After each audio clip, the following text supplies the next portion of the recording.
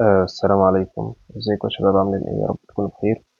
معاكم دكتور محمد حسام، وهنتكلم النهارده عن بارت 2 في calculations وحسابات الكالوريز و how to create diet، او ازاي انت تعمل دايت بطريقة بسيطة وسهلة. نعمل كده ركاب على السريع، على السريع الحاجات اللي احنا خدناها المرة اللي فاتت. كنا قلنا ان احنا عندنا بعض الانثروبومتريكس او القياسات، ودي المقاييس اللي بنحتاجها لحسابات الكالوريز، ودي جزء من الاسسمنت بتاعنا. في مقاييس كتير او في انثروبومتريكس كتير، ولكن اشهرهم او الحاجات اللي احنا هنستخدمها او بنحتاجها بصورة مستمرة زي الايدج، العمر، وده بيتقاس بالييرز او بالسنين. وعندنا الطول او الهايت، وده بيتقاس بالسنتيمترز، وفي الأمتار والقدم. وعندنا الوزن، وده بيتقاس بالكيلوجرام. وعندنا الجندر، وده ميل ولا فيميل. وعرفنا إن الحاجات دي بتأثر معانا في حساب الكالوريز إزاي.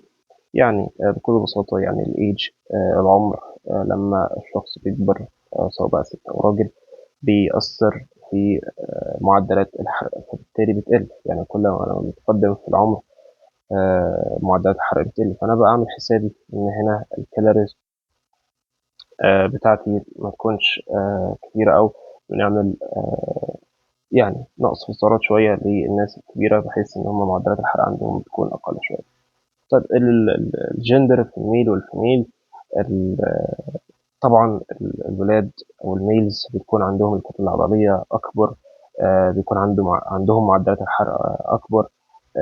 يعني الفسيولوجية كلها بتختلف من الميل للفيميل طبعا. خلاص. وكل الحاجات دي بتأثر في التوتال كالوريز بتاعتي، وبتأثر في حسابات الطاقة بتاعتي. عرفنا بعد كده عندنا حاجة اسمها البي ام اي، او البودي ماس اندكس، او مؤشر كتلة الجسم. وعرفنا ان هو منقسم لعدة ارياز او اقسام.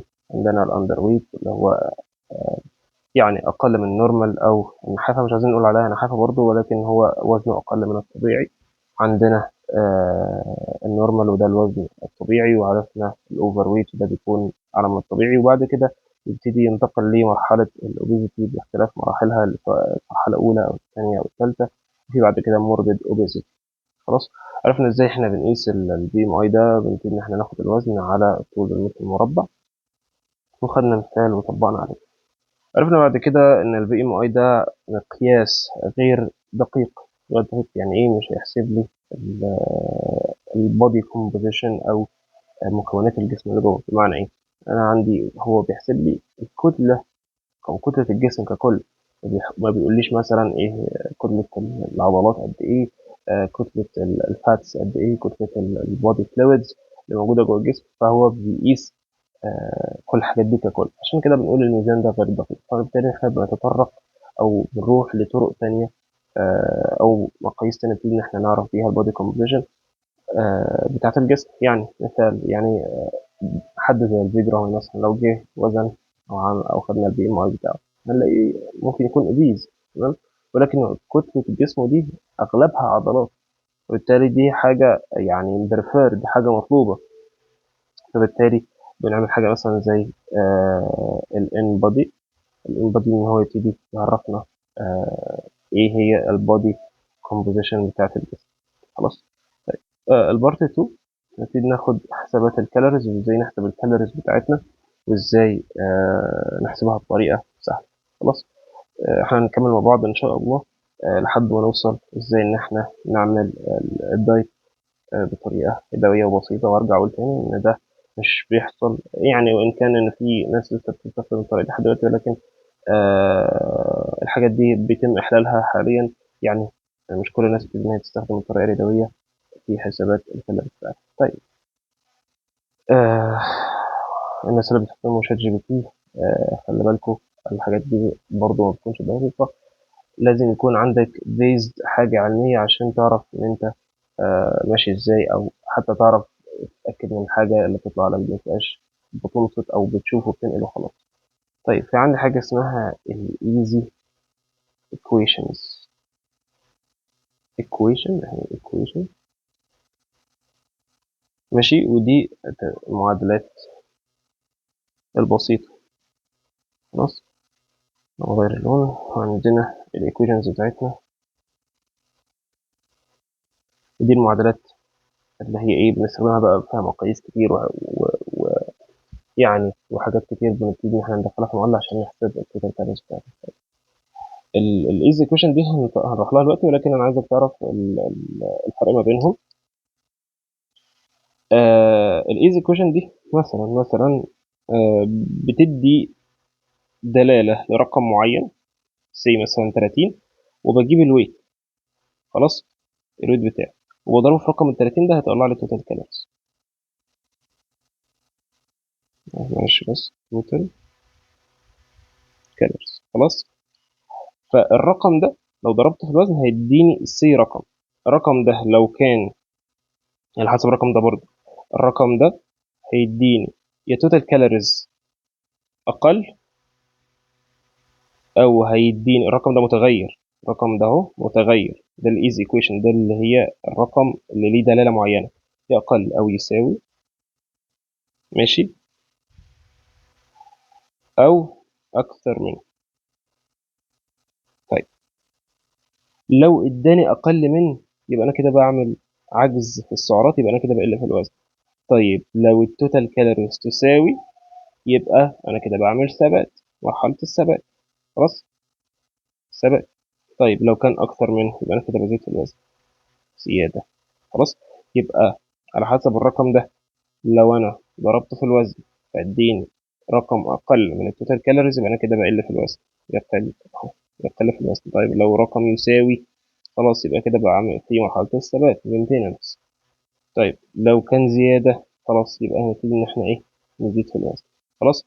طيب دي هنا الايزي ايكويشنز، في ارقام كتير، في ارقام وحسابات كتير، يعني في ايزي ايكويشنز كتيره جدا ممكن نقدر نستخدمها، ولكن هي دي اشهرهم يعني. طيب وفي حاجات تانية برضه هبقول لكم عليها ان شاء الله يعني.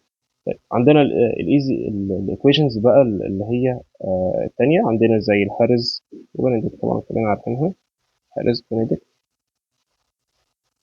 خلاص. وعندنا عندنا ايه، كاتش ماكاردل، كاتش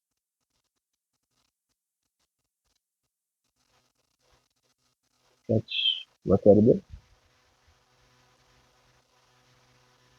وعندنا المثل، خلاص. دول اشهر وادق 3 معادلات بيتم استخدامهم في حسابات الضغط. طبعا الحاجات دي بتكون ادق حاجه، واشهرهم كمان الهارس بنتيك، ودي اللي بنبتدي نستخدمها في المستشفيات الى اخره، خلاص. فالمعادلات دي بتكون ادق ولكنها ابطا. يعني ايه ابطا؟ محتاجه بقى ايه، محتاجه لا احط العمر، لا اجيب الوزن بالكيلوجرام، لا مش عارف ايه، بتحط لها يعني حاجات كتير او ارقام كتير عشان تبتدي ان انت تحسبها وتطلع لك الكالوريز، ولكنها دقيقه. طيب دي عادي بتقوم واخد الوزن وضربه في الرقم اللي ليه دلاله اللي هنعرفه دلوقتي، خلاص، هو بيطلع لك التوتال كالوريز، خلصت، خلاص. طيب انا عاوزك تعرف ان هنا ما بنعملش عجز سعرات. يعني ايه ما بنعملش عجز سعرات؟ يعني هي الفكره ان انا في المعادلات مثلا زي دي، لما ابتدي مثلا ادخل التوتال كالوريز، او انا عايز توتال كالوريز، ابتدي ان انا احسب الحسابات بتاعتي واحطها في المعادله ومش عارف ايه والكلام ده كله، وبعد كده هيطلع لي سي مثلا 2000. خلاص انا اقول للشخص ده هعمل له عجز 1000 مثلا مثال 500 عشان محدش بس يعلق على الكلمه دي، اعمل له مثلا 500، خلاص. عملنا عجز 500. لا هنا لا، هنا اصلا اوريدي لو انا ضربته في رقم اقل زي ما اتفقنا اوريدي هيقل، يعني هو اصلا الرقم التوتال هيقل، وانا عملت عجز السعرات اوريدي في الرقم اللي له دلاله اللي انا ايه ضربته فيه، خلاص، تمام. ف كده عرفنا الفرق ما بينهم، ان دي بتكون سريعه ولكن غير دقيقه، دي بتكون بطيئه شويه ولكن بتكون دقيقه في حساباتها. اما هنحتاج الدقيقه دي في المستشفيات والكلام ده عشان نحسب السعرات بالملي، يعني بتكون لازم ان احنا نحسب الحاجات دي في المستشفيات بدقه اكتر. لو بتعامل برضو مع حالة بره يفضل إن إحنا بنحسبها بالطريقة الدقيقة، عشان إحنا بنتكلم في سعرات داخلة وسعرات خارجة، ممكن يكون توصل لفرق مثلا 100 200، فلا دول بيعملوا فرق فعلا. خلاص طيب. فناخد مثال مثلا، او ناخد مثلا الايزي ايكويشن.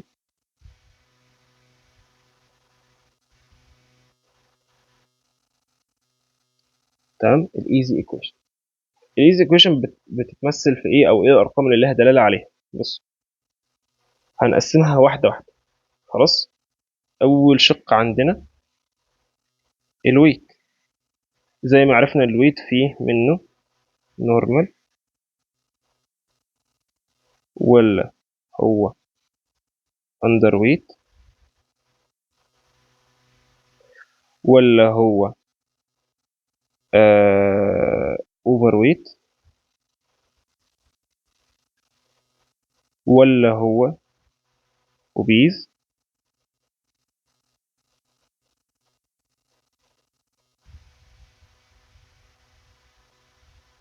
تمام. والاوبيز ده عندي حالة أولى، حالة تانية، حالة تالتة. وعندي الأندر ويت مثلا نخليها في عندي سيفير أندر ويت، اللي هو يعني البي ام اي مثلا أقل من 14.5. تمام. سيفير أندر ويت. خلاص. وعندي برضو الجزء اللي هو هنخليه نقول له مثلا مايلد، أو ممكن مثلا نقول اللي هو الأندر ويت العادي، اللي هو أقل من 18.5. خلاص. دي كل حاجة لها دلالة، أو كل حاجة لها رقم. يعني إيه رقم؟ بص، دلوقتي لو هو أوبيز مرحلة تانية أو تالتة، هنضرب الوزن، نضرب الوزن في 15. خلاص. يبقى لو أوبيزت مرحلة تانية أو مرحلة تالتة، هنضرب الوزن في 15. خلاص. طيب لو هو أوفر ويت، لو هو أوفر ويت هنضرب الوزن في 25. خلاص. طب لو هو أوبيز مرحلة أولى، هنضرب الوزن في 20. خلاص. طيب لو هو اندر ويت، هنضرب الوزن اهو، الاندر ويت ده اهو، ده الاندر ويت كله. تمام. لو هو سيفير، هنضرب فيه 40. طيب لو هو اندر ويت عادي، هنضرب فيه 35. خلاص. طب لو هو نورمال عادي بقى، على حسب يعني. شوف انا عندي هنا كام، مثلا هنا 25، ممكن مثلا نضرب فيه مثلا عندي من 30 ل 25 في الرينج ده عادي، على حسب انا عايز ازيد او عايز اعمل مينتيننس. اتس اوكي يعني، اللي هنا من 25 ل 30. خلاص. هو بيحسب هنا على طول. تمام. خلاص.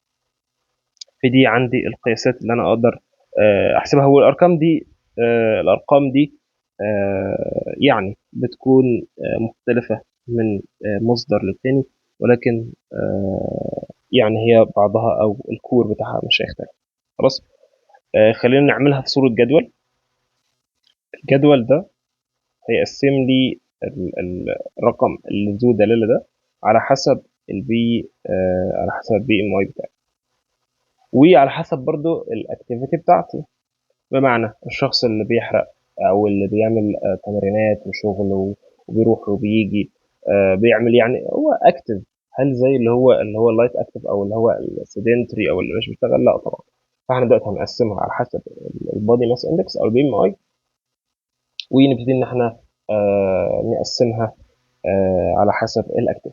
خلاص. طيب فهنعمل كده هنا ونقول، نعمل خط كده. تمام. نعمل خط كده. خلاص. ونقول هنا ده البي ام ار. خلاص. وده الاكتيفيتي ليفل. خلاص. وعندي هنا، انا عايز بس ايه اسرع الخطوه دي كده، بس مهمه جدا ان انت تبقى عارف الستبس بتبقى ماشيه ازاي. خلاص. طيب عندي هنا تبقى عارف ان واخد بالك هنا ان اكبر رقم اللي هو ذو دلاله هيجي مع اصغر بي ام اي اللي هو الاندر ويت او السيفير اندر ويت. ليه؟ عشان يعوض له الكالوريز. طيب الشخص الاوبيز ماشي، هنديله رقم ذو دلاله صغيره عشان التوتال كالوريز في الاخر تبقى قليله، ماشي، عشان بالنسبه له الكالوريز ما تبقاش كتير فما يزيدش في الوزن، لا احنا عايزين نقلله في الوزن. واخدين بالكم ازاي؟ اللي هو المعامل اللي بضرب فيه لو كان كبير فالرقم هيبقى اقل، لو الناتج كبير. طب لو الرقم اللي بضرب فيه صغير فالناتج هيبقى ايه؟ صغير. خلاص. طيب بنجيب هنا نقول ان هنا نقسمها للايت ومودريت او مودريت. خلاص. وعندنا هنا.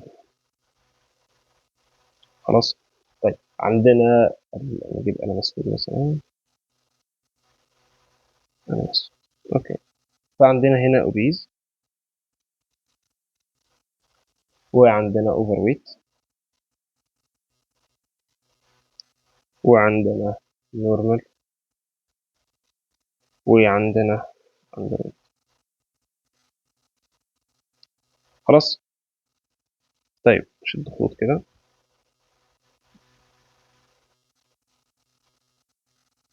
تمام. انا عندي هنا الاوبيز.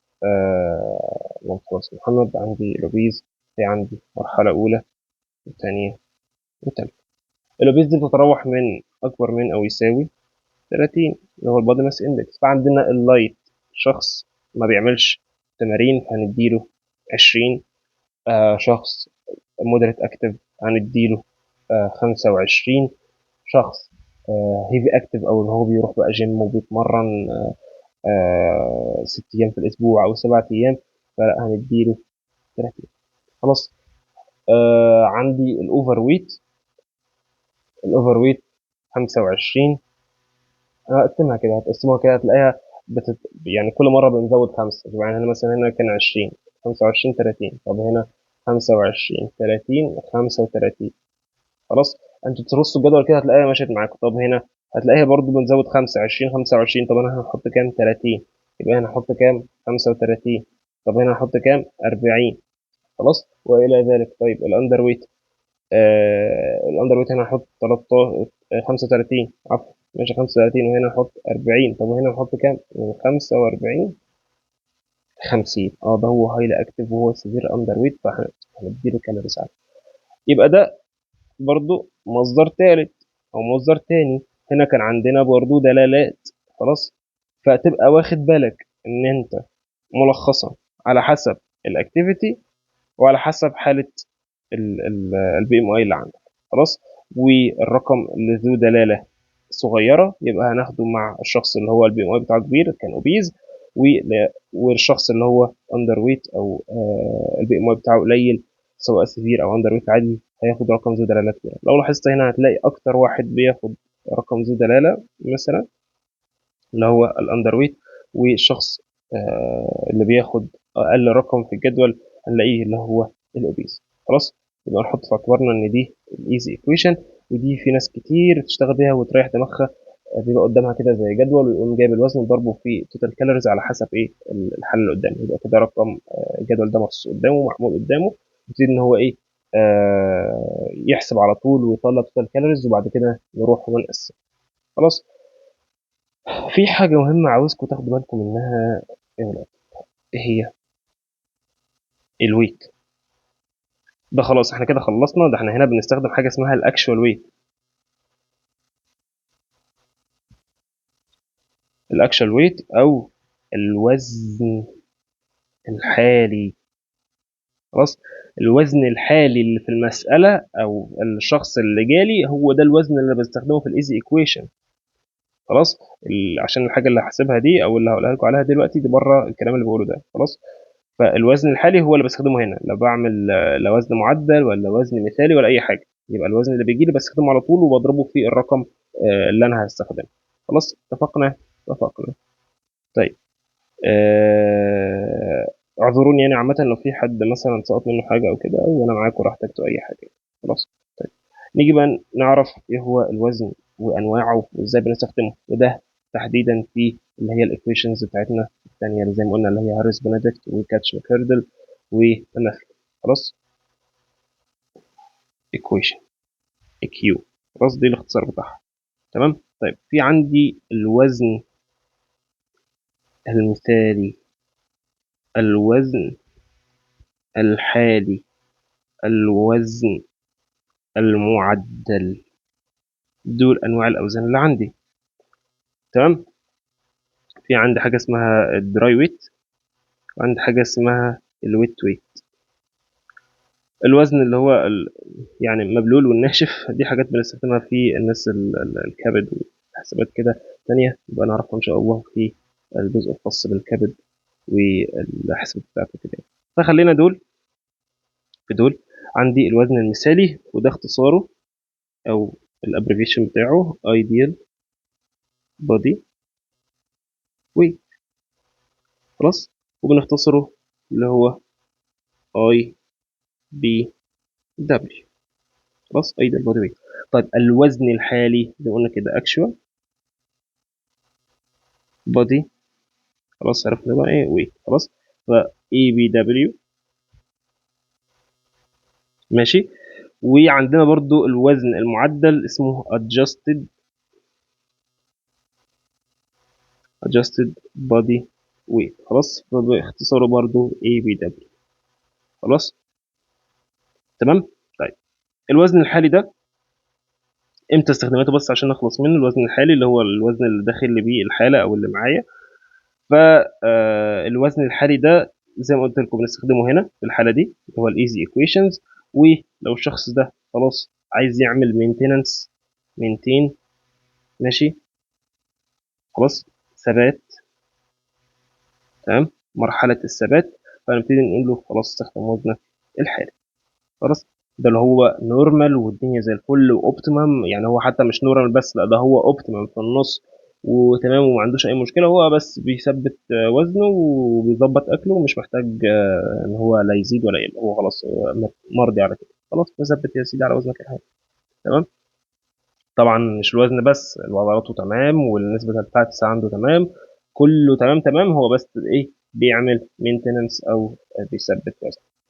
خلاص. طيب نيجي بقى للجزئين التانيين، الاي بي دبليو الوزن المثالي او الايدل بادي ويت، والادجستد بادي ويت. امتى استخدم ده وامتى استخدم ده؟ طيب تعالوا نبص على ايه القصه دي اللذيذه دي السريع كده. طيب انا عندي حاجه بس عشان تفهموها، عندي حاجه كده ايه جميله ولطيفه. هنعملها زي سكيل كده. تمام. ممكن مثلا انا عندي، خلينا نعملها في صوره دايره. ماشي، حلوه الدايره دي. دي عاوزاها مثلا دينجر، واخدها مثلا زون. ده هنا كده. ده لو نفترض ان الشخص مثلا اوبيز. خلاص. الشخص اوبيز. تمام. وعندي دي كده. خلاص. الشخص الاوبيز ده، تمام، نبه لكم مثال بسيط اهو، 130 كيلو جرام. ده الايه؟ ده الوزن الحالي اللي هو ده اهو. وهنا اوبيز. خلاص. هو هنا اوبيز، وزنه الحالي ده اللي هو 130 كي جي، كيلو جرام. خلاص. طيب وزنه المثالي، قيد البدوي، ده الوزن المثالي، ده المفروض الوزن اللي يبقى عليه سي مثلا 60 كيلو جرام او 60 كيلو جرام. خلاص. يبقى لو انا جيت حسبت السعرات على الوزن الحالي 130، هتبقى السعرات كبيره جدا. خلاص انا كده مش هخسسه، او كده مش هقدر ان انا اشتغل معاه او انزله في الوزن. خلاص. فهو ايه 130 كيلو جرام. طيب لو جيت في نفس الوقت بقى خلاص انا كده مش هستخدم 130 كيلو جرام، انا اصلا مش هستخدم الوزن الحالي ده في حاجه. جيت هحسب له على الوزن ده اهو اللي هو ايه ال 60 كيلو اللي هو الايديال بادي ويت. فكده مثلا سي السعرات هنا كانت 3000، هو بياخد 3000 الوقت. خلاص. طب انا جيت حسبت له على المثالي هلاقيه مثلا بياخد 1800، او المفروض ياخد 1300 كيلو كالوريز. تمام. كيلو كالوري. خلاص. ففي فرق كبير جدا، في فرق حوالي 1200 سعر. فهنا تيجي الادجستد او الوزن المعدل، الاي بي دبليو الادجستد، هحسب له منتصف او يعني القيمه. انا برضو مش عاوز اقولها لكم منتصف، برضو هي مش منتصف بالظبط، هي ايه، مسك العصايه من النص. خلاص، ده معناها بالبلدي كده، مسك العصايه من النص. لا حسبت له على التوتال كالوريز اللي بياخدها في ال 130 كيلو، ولا اللي هو النقص ال 1800 مره واحده. طب ليه ما حسبلوش يا دكتور على 1800 مره واحده وخلاص؟ لا، ده عشان مشاكل كبيره، ممكن يحصل له شوك، ممكن يهون عليه، يحصل له مشاكل، يحصل له مال نوتريشن، هو يبتدي ينقص عنده كذا حاجه. مش بنوصل لحاجه عامه في الطب او اي حاجه فجاه شوكت كده مره واحده، لا، احنا slow and gradual. خلاص، ببطء، ببطء وتدريجيا. اي حاجه في الدنيا، مش في الطب بس، كمان اي حاجه في الدنيا سواء بقى دوز، في، مش برضه عشان ما بتمشي في حاجات كده وكده، ولكن اغلب الحاجات تبتدي ان هي ايه، ببطء، بالراحه. ونبتدي ان احنا يعني ايه بالراحه، يعني مثلا هعمل له عجز سعرات 100، بعد كده نديله 100 200، تمام، بعد كده كذا، تمام. عند مرحله معينه بتبدا وقف طبعا، ولكن بنبتدي ان احنا سلو ببطء وجراديوال تدريجيا. خلاص. فالادجستد بادي ده، adjusted body weight، عشان برضو ما اتكلمش كتير في الحته دي عشان الفيديو ما يطولش، بيبتدي ان هو يمسك العصايه في النص وبيحسب لي السعرات مع عجز سعرات بسيط، بحيث ان هو لا يوصل للسعرات اللي هي 1800 اللي هي قليله جدا بالنسبه له. كان شخص كان بياخد 3000 وهيقول لك لا انا جعان، انا مش قادر، انا دايخ، انا مش عارف. الكلام ده كله الجسم متعود على ال 3000، عمل ادابتيشن، وفي نفس الوقت ما وصلش لل 1800 او ال 3000، يعني هو مسك العصايه من النص. فدي الحاجه اللي بنحسبها. طيب امتى نحسبها بقى، او امتى نتطرق؟ يعني احنا عرفنا إيه الفرق ما بينهم، احنا بقى امتى نروح لادجستد بودي ويت؟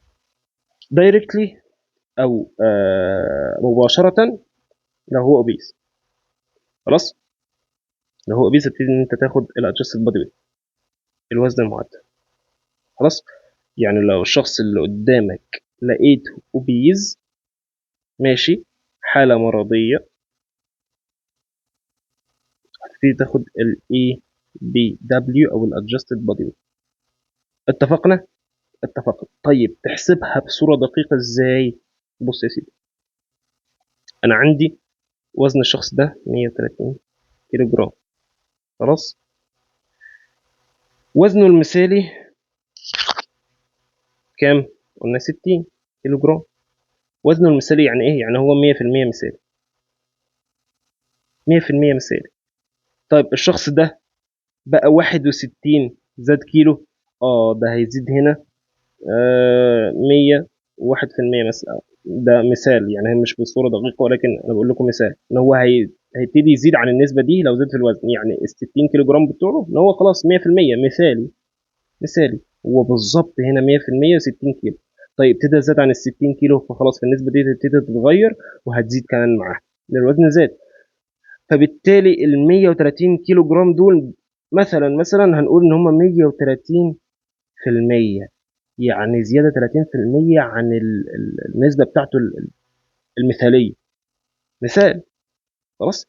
طيب انا عاوز ايه من النسبه دي، او عاوز ايه من المساله دي؟ انا عاوز اقول لك ان لو النسبه بتاعتي او الوزن الزايد عن الشخص ده او الوزن الزياده بتاعه لو طلع اكبر من 129%، يعني زياده 29% عن وزنه المثالي، يعني اللي هو سي مثلا هنا 60، فلو زاد مثلا 29 كيلو هيزيد 29%، ده لو هو وزنه 100 يعني. ما علينا انا بدخلكم في حسابات كتيره.